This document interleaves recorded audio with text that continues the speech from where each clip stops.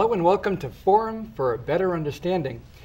You know, I can't believe it's the 360th episode of this series, and we've never actually had a guest from England. But because of the great success of the Olympics and the Paralympics and Wimbledon, we figured, why don't we get someone from England to come and be a guest? And that's who we have today. Mike George is an internationally known, very successful author, mentor, coach, facilitator and consultant, helping people and organizations learn different ways of being. It's a privilege to have him here. He is being sponsored by the Brahma Kumaris World Spiritual Organization, and as part of a tour, he added on Fresno. And we're just glad that Mike is here. I wonder if you could begin, Mike, by just telling us a little bit about how you would juggle writing books, 7 languages they're translated into, so you're going to enjoy finding out what books they are, consulting, mentoring, and doing so much work international. How do you do all those different things at once? I sometimes ask myself that question, Jim. First of all, thanks very much for the invitation to join you. It's great. And yeah, it is a juggling act. And most writers, they write full time, you know, they don't try and do other things at the same time. But I tend to try and do a variety of things because one feeds into the other. The corporate work that I do, the spiritually focused work, the retreats that I run and courses that I run, and the writing, they're all kind of intermingled, you know, they're all together, and so one is feeding the other. And so it's quite natural. It's just that when you want to write a book, it takes longer than most people would take to write a book. Well, I am so glad you've written the books you have because I have devoured this book. The book we're going to talk about today in the next half hour, Don't Get Mad, Get Wise. And I think if I just begin with Mike with 12 questions that are based on my very careful reading of a delightful book, a very practical book, and a very challenging book. The first part, I wonder, Mike, if you could tell us about the great mistake. Early in the book on page 13, you're already mentioning that there's this big misconception we have about ourselves. What is it? Well, actually, there's 2 great mistakes. One leads on from the other. And it's probably just worth saying that normally in the world today that we're taught that when you get mad, it's the next stage is not to get wise, the next stage is to get even, as they say. I do that. I've done it. And in a sense, the whole entertainment industry is built around that. Every movie, every drama, every soap is all about justified revenge, basically. And we watch that in the news every day, and that's where people are experiencing a lot of suffering and a lot of pain. You know, you mentioned entertainment, so the Avengers, I mean, there's a title for you. It's all in the title, yeah. And then there's the news. Yeah. And as we're doing this program, we are in the middle of a disaster going on in the world. Well, yeah, there's a disastrous interpretation of something going on, And of course, when you look at that situation, you find the great mistake. And the great mistake is this belief that we get very attached to when we're young, that other people are responsible for what we think and what we feel. And when you believe that other people are responsible for your feelings, then you're always in the habit of being offended by others, of believing that you're being hurt by the other, by their words or by their actions. And that's what we're kind of watching globally today. A group of people who believe that they're being offended, therefore hurt, therefore they're feeling something because of what someone else has done. And when we learn that, then that habit is otherwise known as the habit of disempowerment. I give my power always away to other people and situations and events. And I never know my power, the power of my life. The second question is building on that. Page 22, you develop this question, or you make a comment. It can be hard to see that your anger is never created by anyone other than yourself. Now, I really want to tell you, it was challenging to read that because I kind of think if I'm angry, it's because he or she just got me angry. That's right. And I'll try not to be angry, but it's all on them. Yeah. Tell us more about... One of the national newspapers in the UK about 3 years ago did a massive survey because they noticed the levels of anger rising very fast, not just in the UK but worldwide. And so they set off to find out why. And the essence of their survey, 10 pages, the essence, they called this the age of rage. And the reason, two reasons, actually. The combination of two is that expectation levels that people have today are higher than ever before, and the speed at which those expectation levels are being met is not fast enough. So it's to do with I want, and I want it now. And so if you look behind any moment you get angry, irritated, frustrated, and angry, you'll notice it's because I'm not getting what I want. You're not doing what I want. You're not giving me what I want. And you're not giving it to me fast enough. And that's the essence. And then the reaction is the creation of the emotion of anger, which is just the distortion of the energy of my consciousness. And that's the energy then I give to you. And I'm doing that entirely, not you. Yeah. This thing about the speed of it, though, is very interesting, the second part of, and you're not doing it fast enough. That's right. The whole thing about fast food, exactly. Sometimes people go into a fast food place and say, this isn't fast enough. Like, it's already awful food already, and you want it faster. What's that? Well, the modern God today is speed. We worship speed now. And it's like we're addicted to speed, and yet it's exhausting us. It's addictive and exhausting. The third question is giving you a lot of options, and 10 points on this one now. You list 7 fatal beliefs about anger. See, this book about don't get mad, get wise, it's basically a book about anger and in its many faces. Well, you do offer 7 fatal beliefs. Is there one or two of them that you think it might be nice to just unpack them to understand what we're believing wrongly about anger? I think the second most prevalent belief that stops us doing something about it is that we say it's natural to be angry. We call it a natural emotion. Yeah. And as soon as you call something natural, then like everybody's experiencing it. Mom and dad were angry, the politicians are angry, the banker, everyone's angry. So it must be natural, it must be okay. And as soon as I create that belief around anger, then I justify doing nothing about it, not changing it, not looking at it, not understanding why I'm creating it.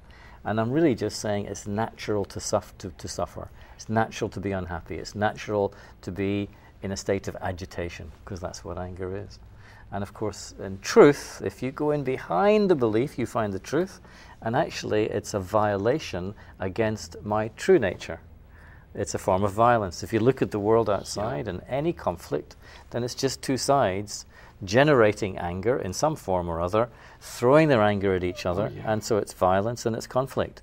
And so I noticed that, wait a minute, is it natural to be violent? Is it natural to be in conflict? And some people say, yes, of course it is. It's the way it is. But this is the way to avoid doing something about my own suffering. 2 other ones of these fatalities that I want you to, that was actually excellent, but I've got 2 other ones. Yeah. It gives me energy. Yes. Or that's right. I use it to motivate people. Exactly. Which sound so cool on the surface. Yeah. Tell us how those are fallacies, that it doesn't work. Well, the motivation one usually begins when you're very young, you know, when mom and dad say to you, if you do what I want, I'll be very happy. Oh, but if you don't do what I want, I'm not going to be happy. In fact, I'm going to be a bit cross. And so as soon as the parent gets cross with the child, and as soon as the parent gives approval to the child learns 2 fatal lessons. Number 1, that the parent's happiness is dependent on me. Number 2, that love has to come from big people. And I only get love, approval, when I'm good. And so when I'm not good, I'm bad, and therefore I should feel guilty at being bad. And so that dynamic is set up in the parent-child relationship. So then the parent notices how they can control the emotions of the child by either giving approval or withdrawing approval. And then the child grows up, goes to work. Who replaces the parent? The manager. And so the manager starts to try and manipulate by using either giving or withdrawing of approval. And of course it becomes very, very messy. If I don't get approval, I feel guilty. There's something wrong with me. That's what I learned. And so then the anger is used to induce fear. If you don't do what I want, I'll get angry. Oh my God, don't get angry. I don't want you to, I better do it, because I don't like it when you get angry, because that means you don't love me anymore. And so I'm now being motivated by the fear that I'm generating on the inside. And when a manager sees they can do that with someone, they milk it as much as they can. And that's why the workplace is not really the happiest place to be for many people. Which it replicates sometimes, as you said, a bad start at home. Exactly. Now, continuing on this trilogy, a third group you wanted to throw in the hopper here is even organized religion, which becomes the big manager. Yeah. So help us see how even religion, a certain type, can be very manipulative. Yeah, well, you know, it's very simply, if you don't believe what we believe, then you are wrong, and therefore you are bad. And so we start believing that we are a bad individual. And so it's this addiction to the approval of others, this neediness to get the approval of others, that they use to manipulate. And so, in a sense, it's the same principle, the same process.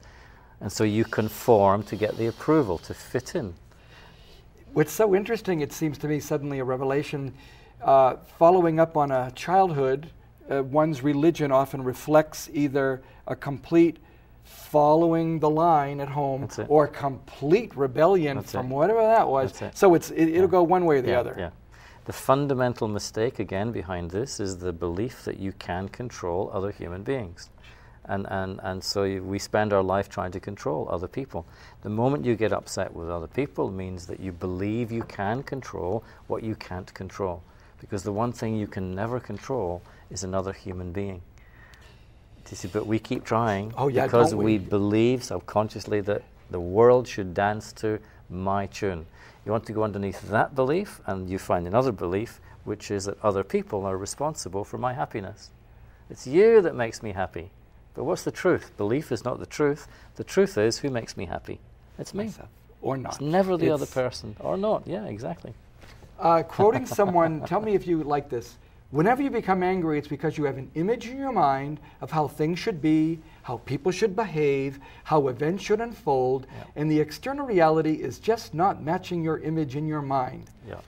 That would be you. That's me, and this is where what's called the ego is born. The ego is basically the self, the I, not the body that I'm in, but the conscious me, the I. I create an image in my mind, and then I attach and identify to that image. It's a little bit like if someone scratches your car, most people will get very angry. Oh yeah, like it's you. But then why do I get angry? Because I've got an image of the car and I'm identified with it. You touch the car and it's as if you touch me. And people think it's natural to get angry. But actually the reason the anger is coming is because I'm identifying myself with the car. And that's called ego. Ego is misidentification, basically. So the only way to be free is to stay detached. That does not mean I don't care. It just means when someone scratches the car, which I still drive, I don't get upset. I don't lose the plot. I don't become emotionally explosive. This leads into the fifth question of me. The first step to resolve all conflict is acceptance. What do you mean exactly? Acceptance, what is that? Well, in any conflict situation, there is an attachment to your position and a resistance to the position of the other. In any conflict, there's my position and your position, and my opinion, your opinion. And I'm attached to mine, and I disagree with yours. And I want to make you agree with me. I want to make you as right as me, as they say. Oh, for sure. And so that means that we're in a state of resistance. And so there's an energy that's being exchanged, which might just be a little irritation, then frustration, then anger, and then it might result in physical violence, as we see in the news every day. So if you want to resolve conflict, I have to make the shift from resistance to acceptance. And if all conflict resolution cannot happen until there's that shift, Northern Ireland, decades of resistance, murder and mayhem. And then along comes John Major and he says, wait a minute, we don't agree with these people, but we accept they have a point of view. We don't condone what they've done, but we accept that they exist as human beings. And that was the beginning of the dialogue. One side made that shift from resistance to acceptance. Now, if that's across the kitchen table, if that's across the boardroom table or the ocean table, it doesn't matter. It's the same principle. There has to be one side making that shift. That means I start to listen. The moment I accept, I stop trying to control you, And that's the beginning of influence. And there's a difference between control and influence. Yeah. And in fact, if you're a manager, if you're a parent, that's your job, oh, yeah. is to influence. But the big mistake is we try to control. And we really do. And on that note, I'm going to control this program and call a break right here, a break. We'll be back in 1 minute, but stay tuned because Mike has, believe it or not, 8 more questions to answer. Hello again, and welcome to the second part of what is, for me, a stimulating conversation with Mike George, who came in specifically for this program from England. It's amazing how that happened. Long story, you hear later. Page 66 in this great book, Don't Get Mad, Get Wise, you kind of like help us look at something. I'll say it, you tell us more. People, like nature, are essentially peaceful by nature. You say that's a fact. I don't know if everyone even agrees with you on that one. Well, I mean, there's little bits of evidence that you can give to yourself that there might be a truth in that, but you do have to see for yourself. And that is just begin to notice whenever you become peaceless. Anger is peacelessness, fear is peacelessness. You know, there's an agitation, emotional agitation. And you'll notice you can't sustain it. You never stay angry. You can never stay fearful. It will always pass. Agitation and peacelessness will always come to pass. Always. Even in the most agitated person, they'll always come back to the center. And it's a little bit like after a busy day's work, where do we all go? We all go home. And what do? We all go, and we relax. And there's the relaxation at a physical level. There's our peace. But at a deeper level, the level of our consciousness, there's a core to our being. There's a space within our being that never, ever, ever changes. If that space wasn't there, we'd be insane. We'd go crazy. And that's where you find your inner peace. And that peace is always there. No one can ever take it away. And this is why in the East, for thousands of years, the basic practice has been meditation and the process of connecting with that peace, being in that state. That's the purpose of meditation. I can't believe that my next question for you was meditation.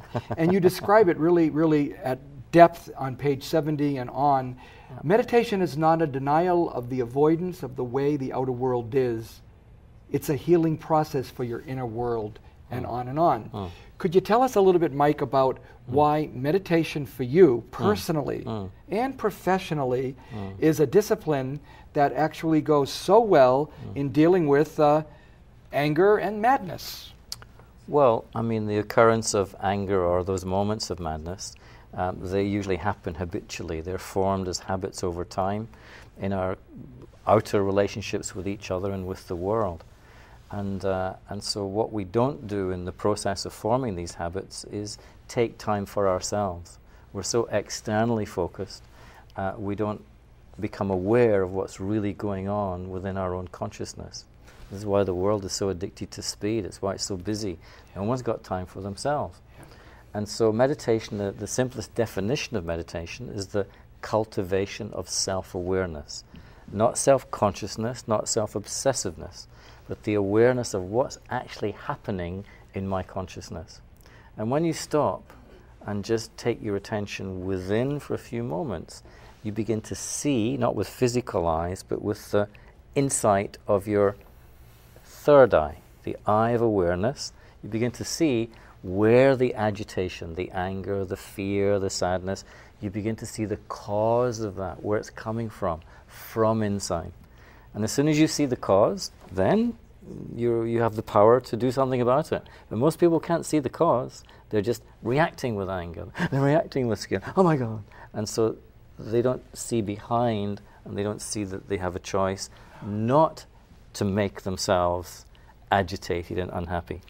So meditation is primarily helping me to see and to restore that choiceful awareness. And ultimately, it's not really a choice, because you will always choose to be contented, which is the deepest happiness, and to be at peace in yourself. Because you'll come to know that when you give that energy to others, then your relationships become completely different, completely transformed. So the inner meditative process has the payoff of much better relationships with those around you, ultimately, eventually. You know, there's some resources that you could lead us to. Why don't you post, Gonzalo, the website and some of the information that was on the possibly on the screen. So what do we have here? Different program. Actually, we're going to hold that one. This is going to be this one. What will happen if they go to relax7.com? If they go there right now, they'll see a website that's being reconstructed, but they'll also get the opportunity to tap into subscribe to a weekly article about these kind of topics we're talking about just now. Which is on the next screen. The next screen talks about the idea of your clear thinking, which is a series of emails that come weekly. And these are something that if you're enjoying Mike right now, go to Mike at relax7.com. And if you have children and you want to get them, as they say, on the fast track or the slow track towards a better, calmer existence, you just go to the same website and there'll be something there. And my diary's there as well, so any talks, lectures, retreats are also up there too. Yeah. You know, the next question is going to be worth 5 points because it's rather easy. Anger and fear, you say, are the two most common signs of emotional weakness. Why would you be so sure those are the two? Not so much emotional weakness. I don't think I use the term emotional weakness. I would probably say emotional confusion, because all emotion is a sign of weakness, a weak consciousness, or a consciousness that's making a mistake. And that's quite challenging for most people, because we don't really get into what is emotion, what does it mean, what is the difference between emotions and feelings, because ultimately the great so-called emotion that we all pursue, which is love and its partner happiness, aren't actually emotions in the truest sense. If you look at a very simple definition in the dictionary for emotion, you'll get agitation of mind. Yeah. Oh, wow. And so, if it's agitation of mind, is love an agitating energy? When I'm happy, am I agitated? No, in truth. But most people get happiness and excitement confused. Excitement is not happiness. It's stimulation from something outside. Whereas happiness, true happiness for a human being, which is really contentment, comes from a state from inside. And there's no agitation, there's no disturbance. So whereas when I'm emotional, there's a disturbance. What are you doing? Why are you doing it? Oh my God, what's going on? And so this is all an aspect of how aware am I of the emotions that I'm feeling at any given moment.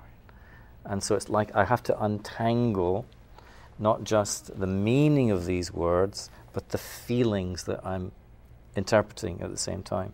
And so that's why meditation, really in parallel with contemplation, the two have to go together. Meditation connects me to my inner peace, my power. Contemplation means I'm exploring, I'm studying, I'm examining, where's this feeling, why am I thinking like this, why is my attitude towards this person, they're not responsible for it, I am. So moments of contemplation begin to awaken my awareness of how I'm creating, what I'm giving to you. Does that make sense? Oh, it does. And it leads us to one of our maybe last major points to develop in our conversation. You really list 3 essential truths that you are holding out as being about hurt. And it's also that you think or present that we miss the point on most of these 3. Tell us those 3 basic principles of correct understanding of hurt. 3 basic illusions around hurt, which essentially is that it's the other person who's hurting me. Yeah, that's the basic illusion. No one hurts me, but I can use you to hurt myself. And if you notice why you mistrust anyone, this is what sabotages trust in relationship. Sometimes they say trust is the first thing to go and the last thing to come back in a relationship. The reason is because I don't trust you, I withdraw my trust because I believe you might do something that's going to make me feel hurt. Yeah, but in truth, the truth is it's not what you do that makes me feel this way. It's what I do with what you do that makes me feel this way. And then you have this concept that's really interesting that I really hope you'll clarify in 30 seconds. Right. The body image. Yeah. That you do make a big point that we are so connected to this body of ours, and that's, you say, the wrong way to start. It's not you. You're not your body. Yeah. And that happens every morning. As soon as you get out of bed, go to the mirror in the bathroom, look in the mirror, and we go, oh, my God. And because the belief system that we absorb is that what you see in the mirror is what we are. And that's where this little friend that we call the ego takes birth. And the ego is essentially to identify with something that you're not. So now I'm identified with this image of my body, and you could say that's something called body consciousness. Yeah. And in that moment, I lose the pure consciousness of myself. And it's downhill all the way. Oh, it is downhill all the way because we identify, and I'll close with a thought from Mike. One of the issues that people identify with, nationality, religion, culture, because we identify, we don't understand. We differentiate instead of appreciating. On that note, I want to invite you back next week when Mike will be here with Dr. Grace Schireson to talk about inspiring people to change. Join us next week. God bless.